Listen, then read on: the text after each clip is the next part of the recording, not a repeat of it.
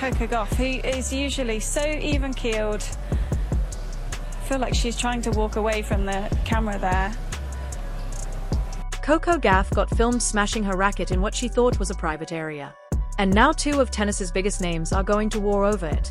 EAG just compared tournament coverage to treating players like zoo animals.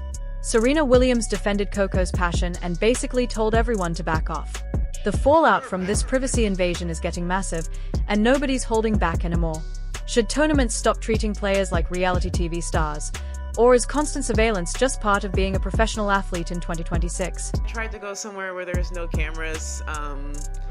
Yeah, I kind of feel like I have a thing with the broadcast. I feel like certain moments, the same thing happened to Irina after I played her final US Open. I feel like they don't need to broadcast. I tried to go somewhere where I thought there wasn't a camera because I don't necessarily like breaking rackets, but I lost 1 and 2. I broke 1 racket on quarters, I think, or round of 16 of French Open, I think, and I said I would never do it again on court because I don't feel like that's a good representation. But yeah, I tried to go somewhere where they wouldn't broadcast it, but obviously they did. So yeah, maybe some conversations we can be had, because I feel like at this tournament, the only private place we have is the locker room.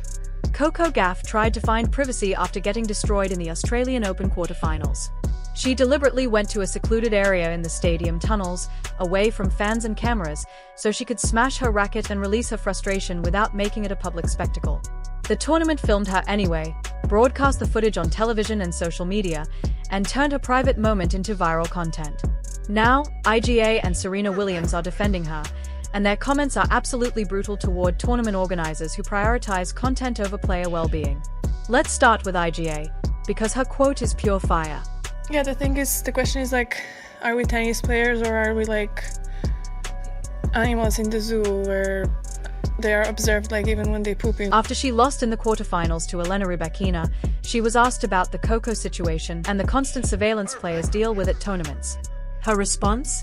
The question is, are we tennis players, or are we animals in a zoo where they are observed even when they poop? That's not diplomatic. That's not carefully worded PR speak. That's a direct accusation that tournaments are treating players like captive animals, being observed for entertainment value with zero consideration for privacy or dignity. It would be nice to have some privacy, and it would be nice also to, I don't know, have your own process and not always be like observed.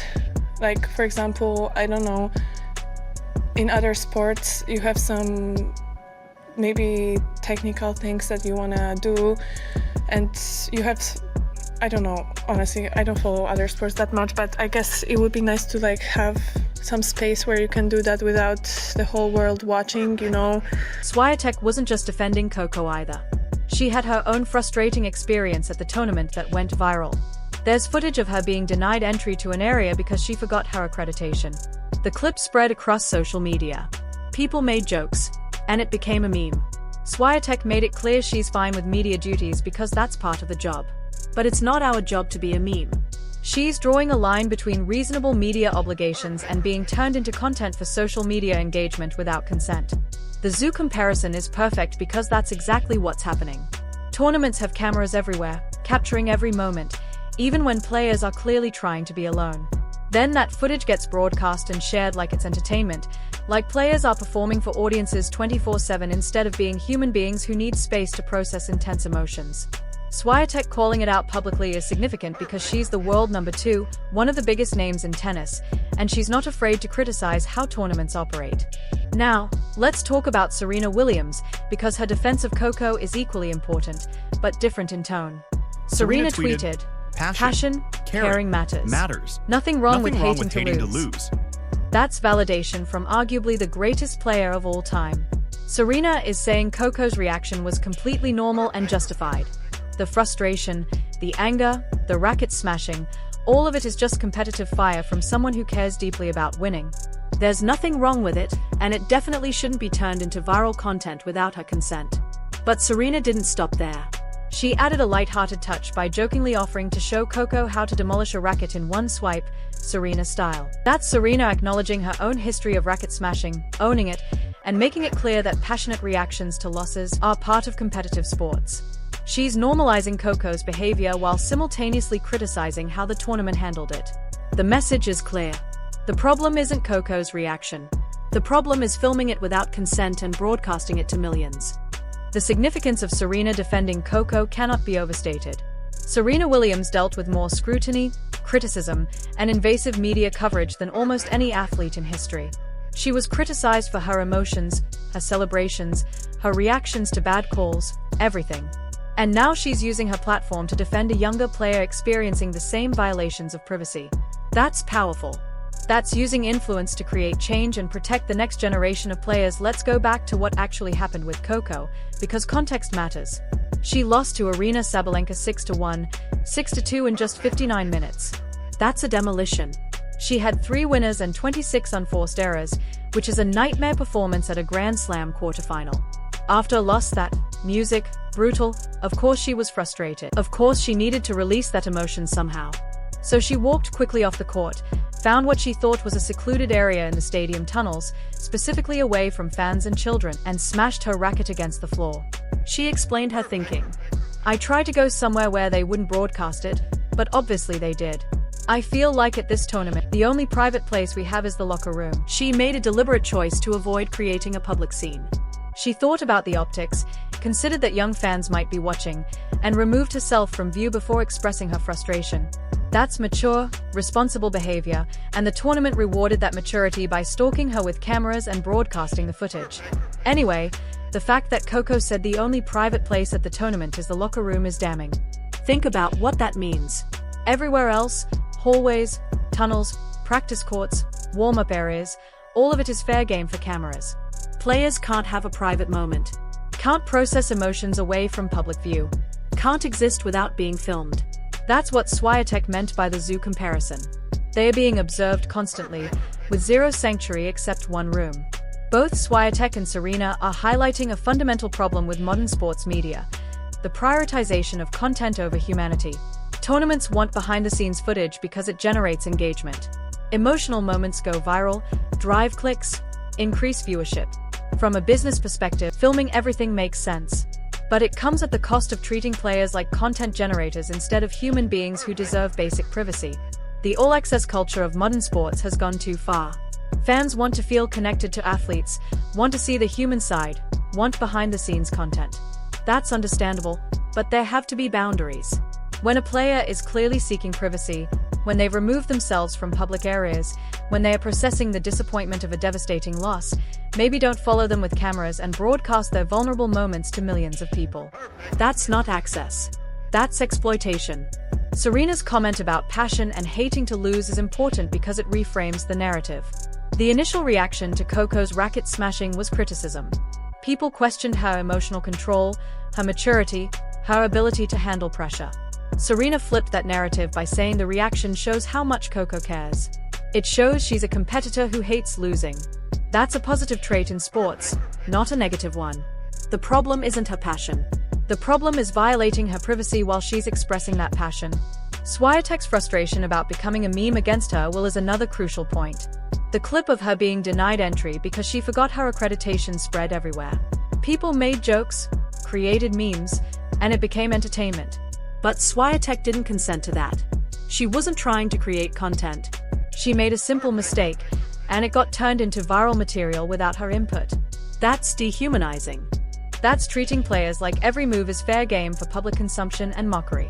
The response from Tennis Australia has been predictably weak. They've said finding the balance between showcasing player personalities and ensuring their comfort is a priority.